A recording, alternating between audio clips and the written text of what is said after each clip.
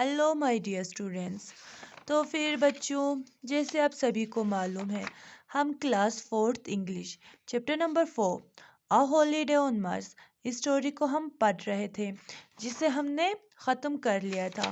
मुझे उम्मीद है बच्चों आप लोगों को ये स्टोरी समझ में आ गया होगा। तो फिर आज हम करेंगे इसके एक्सरसाइज फर्स्ट वन, ठीक है, जो कि था कंप्लीट दिस सेंटेंस। इसे हमने ख़त्म कर लिया था।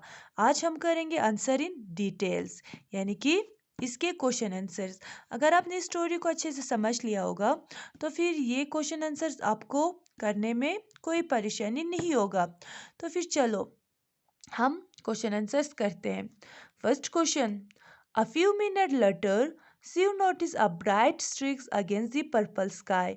कुछ मिनट के बाद जो शिव थी उसने नोटिस किया एक ब्राइट स्ट्रिक्स, कहाँ, स्काई पे। अब इस सेंटेंस को लेकर हमें ये क्वेश्चंस पूछे जा रहे हैं, ठीक है। तो फिर what was the bright streaks that Shiv notice, वो जो शिव ने नोटिस किया, ठीक है, यानी कि वो जो ब्राइट स्ट्रिक्स थी वो क्या था। What how did Shiv react after noticing the bright streak. जब शिव ने उस स्ट्रिक्स को देखा तो फिर शिव ने कैसे रिएक्ट किया।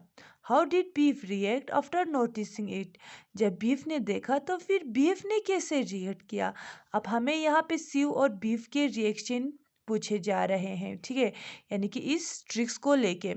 तो फिर चलो सबसे पहले हम इस ए वाले का आंसर देखते हैं। What was the bright streaks that Shiv notice, वो कौन सी चीज थी जो शिव ने देखा। The bright streaks that Shiv noticed in the sky was a rocket, जो वो चिंगारी थी जो शिव ने देखी, कहाँ, स्काई पे, वो क्या था, एक रॉकेट था। अब second one, how did Shiv react after noticing the bright streak. जब शिव ने देखा उस ब्राइट स्ट्रिक को तो फिर शिव ने कैसे रिएक्ट किया, ठीक है।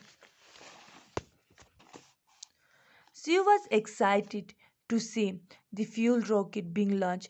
जो शिव थी उसने जब उस ट्रिक्स को देखा और जब उसे पता चला कि वो एक रॉकेट थी जो कि लॉन्च हो गई थी, ठीक है, तो फिर जो शिव थी वो बहुत एक्साइट हो गई थी, यानी कि वो खुश हो गई थी। अब third, how did beef react after noticing it. जब बीफ ने देखा तो फिर बीफ का रिएक्शन कैसा था। When Beef saw the rocket, he jerked up sharply on his seat, realizing that they were in danger.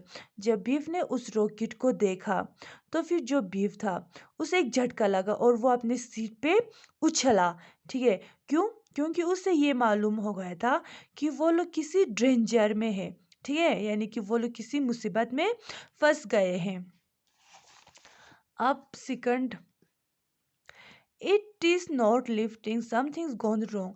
ये हमें उठा नहीं रहा है, कुछ इसके साथ प्रॉब्लम हो गया है। Who said this word and to whom, ये जो सेंटेंस है ये किसने बोला था और किसको बोला था। What was not lifting, what was the problem, क्या चीज उठ नहीं पा रहा था और क्या प्रॉब्लम हो गया था। How did the speaker realise that something had gone wrong. जो स्पीकर था उसने कैसे रियलाइज किया, यानी कि उसे कैसे पता चला कि इसके साथ कुछ परेशानी हो गया है। तो फिर इस सेकंड का ए वाले का answer, who said this word, यानी कि ये किसने बोला था कि ये हमें उठा नहीं रहा है, ये किसने बोला था। ये बोला था Biff said this word to Shiv and Steve. ये जो अल्फाज है यानी कि ये जो सेंटेंस था ये किसने बोला था, बीफ ने बोला था। किसे बोला था, स्टीव और शिव को बोला था, ठीक है, इन दोनों को बोले थे कि ये हमें उठा नहीं रहा, इसके साथ कुछ प्रॉब्लम हो गया है। What was not lifting, what was there a problem, क्या चीज़ उठ नहीं पा रहा था और प्रॉब्लम क्या हो गई थी। The problem, the fuel rocket that had just been launch was not lifted. वो जो फ्यूल रॉकेट था जो अभी अभी लॉन्च हो गया था, ठीक है, यानी कि जहाँ पे वो तीनों बैठे हुए थे, बीफ, शिव और स्टीव बैठे हुए थे, वो लिफ्ट नहीं हो रहा था, यानी कि वो उठ नहीं पा रहा था। It has a problem because instead of going up it was dropping down due to technical fall. तो फिर उसके साथ ये प्रॉब्लम हो गया था कि वो उठने के बजाय वो क्या हो रहा था, नीचे की तरफ गिर रहा था, ड्रॉप हो रहा था। किसकी वजह से? एक टेक्निकल फॉल्ट की वजह से। ठीक है। अब मशीन है, मशीन में तो खराबी हो सकता है ना, तो फिर उसी की वजह से वो जो स्पेस था वो उनको लिफ्ट नहीं करवा पा रहा था। अब है कि सी वाला, how did this speaker realise that something had gone wrong? जो स्पीकर था उसे कैसे मालूम चला कि उनकी स्पेस के साथ कुछ प्रॉब्लम हो चुका है? बीफ। अब यहाँ पे स्पीकर कौन है? बीफ है। ठीक है। Biff realise that something had gone wrong. Biff को ये मालूम हुआ कि स्पेस के साथ कुछ प्रॉब्लम हो गया है। बिकॉज क्यों? क्योंकि the rocket was flying too low, क्योंकि जो उनका रॉकेट था वो बहुत धीरे से चल रहा था। ठीक है।